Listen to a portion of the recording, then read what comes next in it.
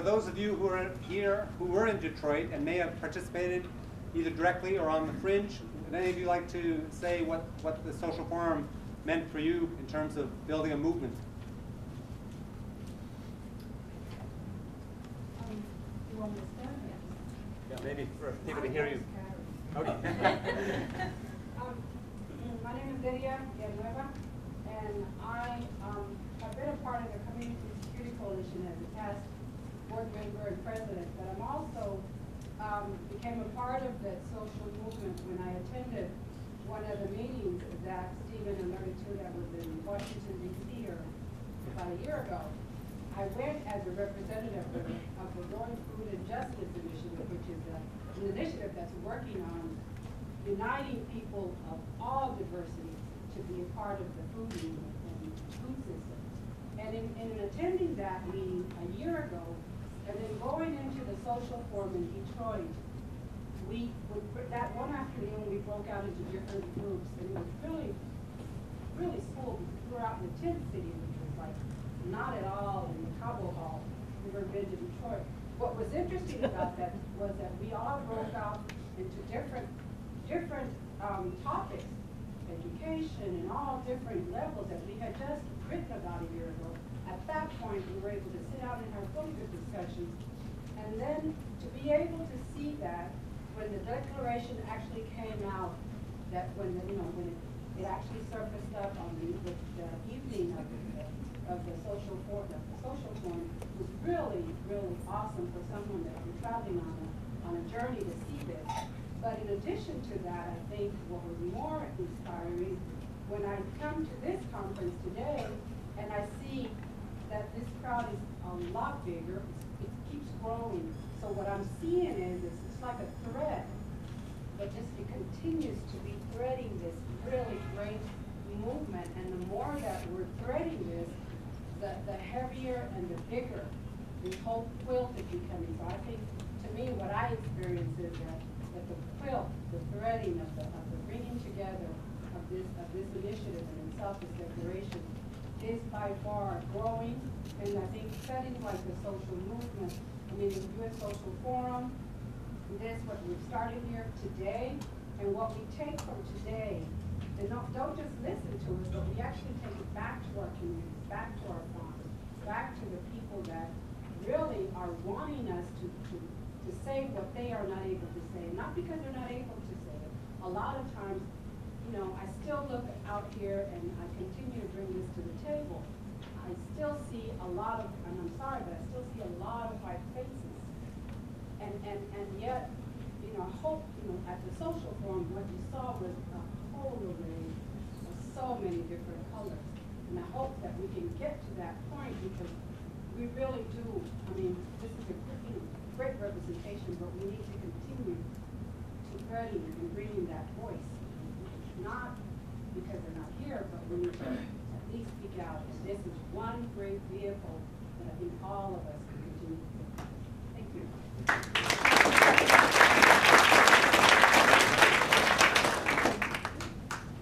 Hi, I'm Jim Harkness with the Institute for Ag and Trade Policy, and we did a session at the Social Forum on the role of industrial animal production in climate change, in creating greenhouse gas emissions. And when we went around the room and asked people, who they were, where they were from, and what they worked on, we had a third environmentalists, a third vegans, and a third hog farmers. And it made for a really interesting conversation. But the great thing about it, and something that I saw over and over again at the Social Forum, was that people were really respectful and were listening to each other and were talking about what Bob said, like, so who is our common enemy?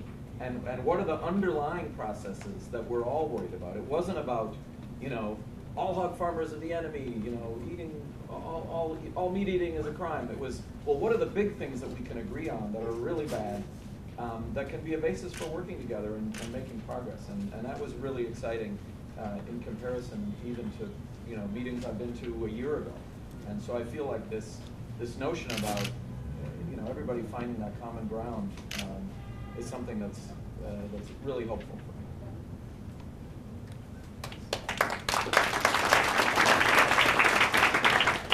We can take a minute to manage match up. Well, there's about a dozen empty seats and about a dozen people standing in the back of the room. If y'all in the back want to take a seat, you can just fill in. Raise your hand and you're an empty seat. Okay. I think we have more empty seats than people who need them.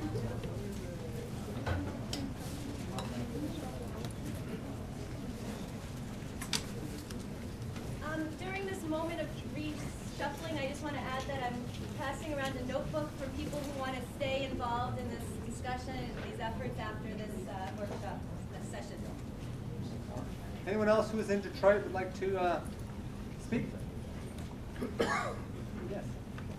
Is it okay if I'm from Detroit? Oh, yeah, absolutely.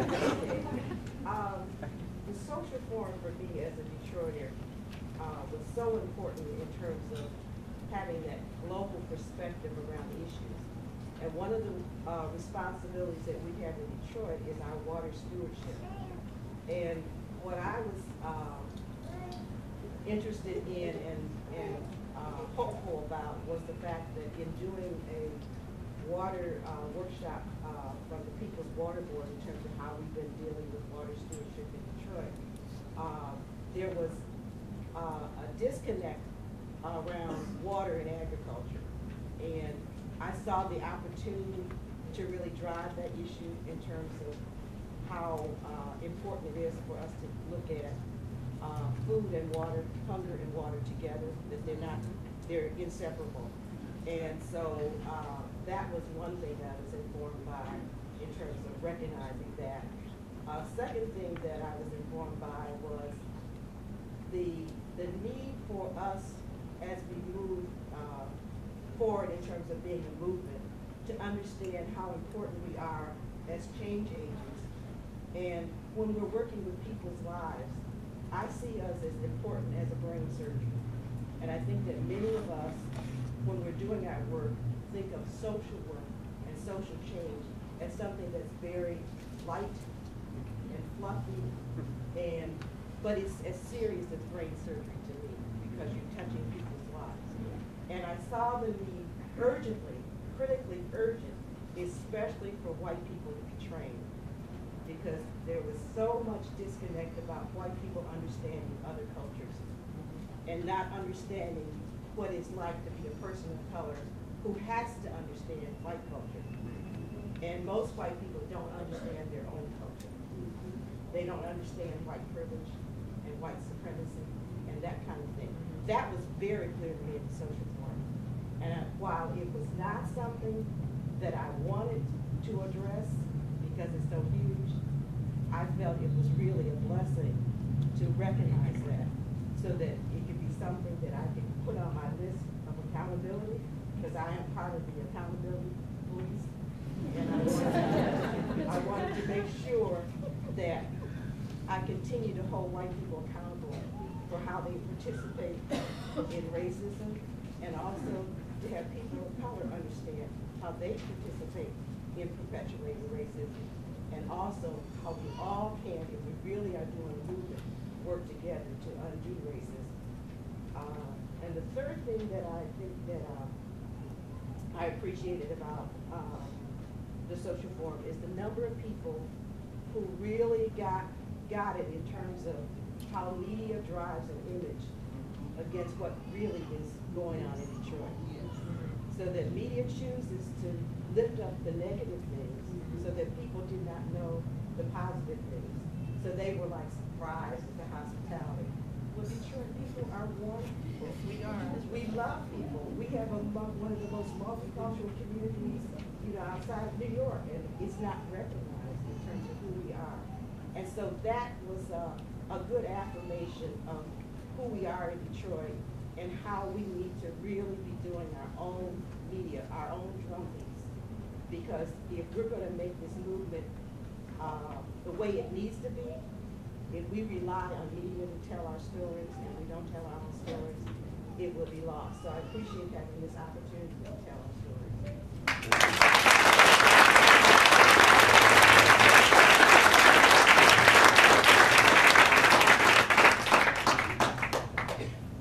Good afternoon. My name is Malik Yakini. I'm also from Detroit. And many of us were who helped to organize it was so busy running around conducting tours and doing behind the scenes work that we didn't get to go to a lot of the workshops. But one of the significant things that happened that a lot of people don't know is in Detroit, a lot of organizations that had not formally worked together came together to put the social forum on, and that's very significant. So I just wanted to share that.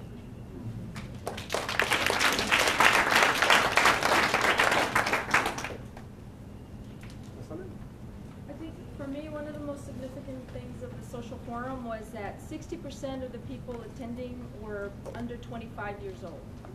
So it was a huge youth component to the social forum that was amazing. So it was great. Besides what people have already said, something that, my name's Owen and I'm from Brooklyn, New York.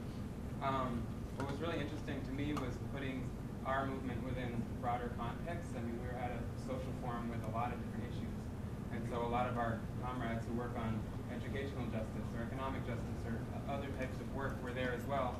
And we kind of saw, even if just by being next to them in Cobo Hall, how our movement fits within these broader social justice movements. And that was really powerful to me because my friends were coming to the Michelle Jackson's farm and helping build a hoop house. And they weren't involved or knowing about food justice before that.